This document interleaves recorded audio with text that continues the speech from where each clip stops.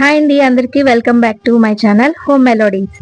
ఈ రోజు అందరికీ ఇష్టమైన బూరెల రెసిపీని చేస్తున్నాను. బయట క్రిస్పీగా లోపల స్వీట్గా ఎంతో టేస్టీగా రుచిగా ఉండే బూరెలను అయితే చేస్తున్నానండి. చాలా టేస్టీగా ఉంటాయి. స్వీట్ మాత్రమే కాదండి, ఎన్నో జ్ఞాపకాలతో నిండిన పండుగలు స్పెషల్గా చెప్పుకోవచ్చు. ఫంక్షన్లప్పుడు కానీ పూజలకు కానీ బూరెల రెసిపీని చేస్తుంటాం కదా. కొత్తవారు కూడా చాలా ఈజీ ప్రాసెస్లో పర్ఫెక్ట్గా ఏ విధంగా తయారు చేయాలో ఇప్పుడు చూపించబోతున్నాను.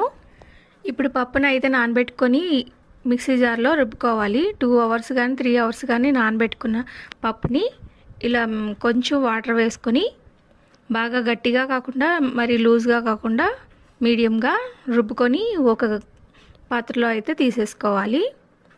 మొత్తం పిండిని ఇలాగా రుబ్బుకొని పక్కన తీసుకోవాలి. నేను ఇక్కడ బియ్యం రైస్ని అయితే తీసుకోవట్లేదండి, వరిపిండిని తీసుకున్నాను. వరిపిండిని కూడా ఒక 1.5 గ్లాస్